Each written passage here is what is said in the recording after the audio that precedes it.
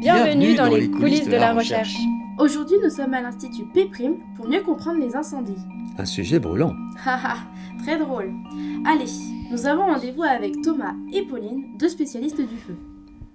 Les incendies sont des accidents majeurs avec une très forte sinistralité. On le voit à travers la destruction des massifs forestiers, aussi bien sur la faune que sur la flore, la pollution atmosphérique avec les conséquences dramatiques que ça a. On a également chaque année un nombre très important de feux d'habitation, de feux dans le domaine industriel et puis également dans le domaine du transport. Il est donc très important de pouvoir travailler à la prévention de ce type d'incendie et également à la protection que l'on doit mettre en place. Donc comme l'a dit Thomas, il y a deux enjeux qui sont cruciaux, c'est la sauvegarde des personnes et limiter la sinistralité. Donc c'est quelque chose qui demande de comprendre comment on est et comment se propage un incendie. Et ça, c'est quelque chose qui demande une approche qui est pluridisciplinaire, à la fois avec de la thermique, de la thermodynamique, de la chimie. Et donc, pour comprendre un peu plus tout ça, je te propose d'aller faire un tour au labo pour voir ce qui s'y passe concrètement.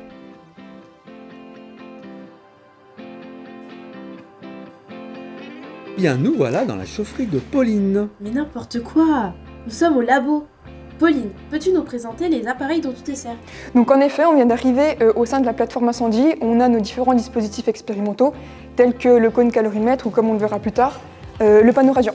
Donc c'est avec ces instruments qu'on va pouvoir étudier le comportement au feu des matériaux, par exemple en mesurant les températures de surface, les températures de flamme, quels sont les gaz qui sont émis au cours de la décomposition, et ce en ayant une approche donc multi-échelle grâce à nos différents dispositifs. D'accord, merci Pauline. Et avez-vous des expériences d'inflammabilité des matériaux de façade? Tout à fait, donc c'est d'ailleurs au cœur d'un de nos projets, pour savoir donc comment va se comporter un élément de façade lorsqu'il est soumis à une agression thermique extérieure, pour voir donc est-ce que mon bardage il va pouvoir permettre la propagation du feu ou pas sur le bâtiment.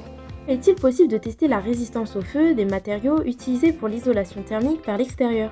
Alors tout à fait, c'est quelque chose qu'on peut assez facilement mettre en œuvre. Après avoir caractérisé donc le terme source, qu'est-ce que mon feu de végétation va envoyer sur mon habitat, on va être capable, nous, à l'aide de différents panneaux radiants, de reproduire ces sollicitations et de voir donc comment mon isolant par l'extérieur il va permettre la propagation à la fois latérale et verticale du feu sur mon élément de façade. D'ailleurs, Pauline, le cône calorimètre est prêt, allons-y tous ensemble. Thomas, tu vas nous présenter une expérience avec un calorimètre pour brûler un matériau couramment utilisé dans l'ameublement. En effet, nous allons travailler sur un polymère plastique, en l'occurrence le PMMA, qui est très fréquemment trouvé dans le domaine de la construction. Cet essai va nous permettre de travailler sur l'échauffement du matériau, sur sa décomposition thermique. On va observer ensuite son inflammation.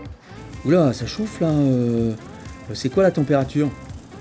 Alors, on simule par l'agression du cône calorimètre un flux de chaleur de 50 kW par mètre carré, donc ce sont des températures équivalentes à 800-850 degrés Celsius. Avec ce type d'appareil, on va mesurer les émissions gazeuses, on va mesurer également les opacités des fumées, et puis on va mesurer plein de paramètres qui sont capitaux dans le domaine de la sécurité incendie, comme la puissance du feu, les températures, les quantités de chaleur qui sont échangées. Est-ce que ce petit échantillon permet de comprendre un vrai feu grandeur nature?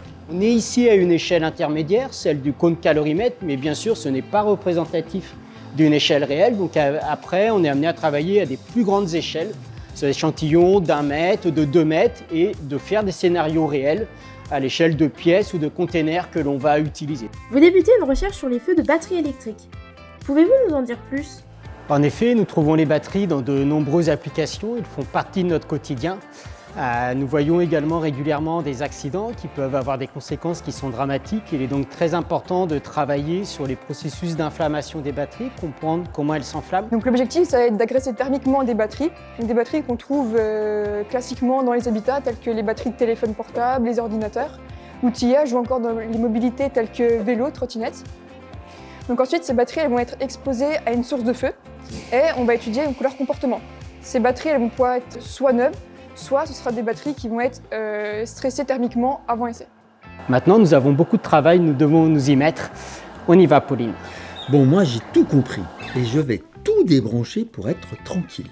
Exactement. Si tu pouvais aussi débrancher ton moulin à paroles, ce serait plus tranquille pour nous. Merci Pauline et Thomas, vos recherches sur le feu ont vraiment une utilité pour tout le monde.